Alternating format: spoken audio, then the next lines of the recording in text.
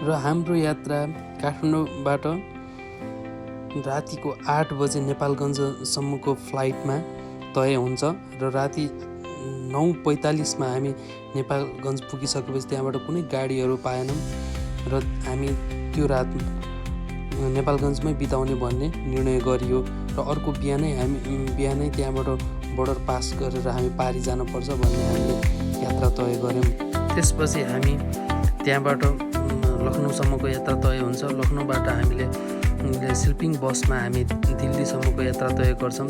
त्यहाँबाट फ्लाइट नपाएर ट्रेन नपाएर हामीले स्लिपिङ बसमा जाने भन्ने योजना गर्छौँ र दिल्ली पुगिसकेपछि हामीले त्यहाँको सम्पूर्ण लाल किल्ला, सरोजनी मार्केट, लोटस टेम्पल सहित सम्पूर्ण ठाउँहरू, प्रसिद्ध ठाउँहरू घुम्ने प्लान बनायौँ र घुम्यौँ। सबै ठाउँ रमाइलो भयो त्यो दिनभरि।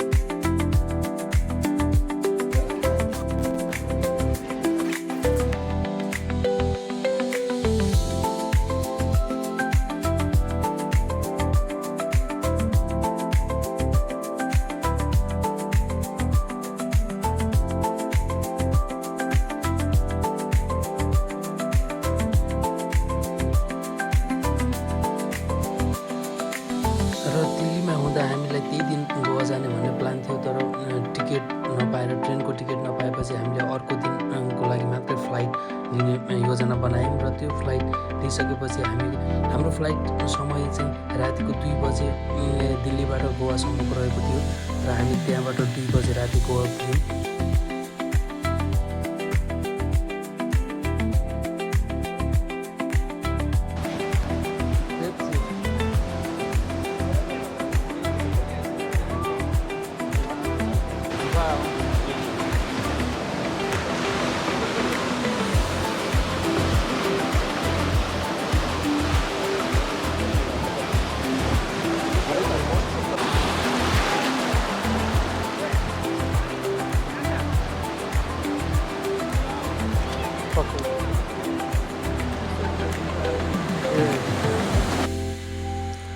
र हामी रातिको गोवाको भ्यू सबै लियौँ र रातिभरि रमाइलो गरियो। हरेक गेमहरू खेलियो समुद्रमाथि अनि उडियो।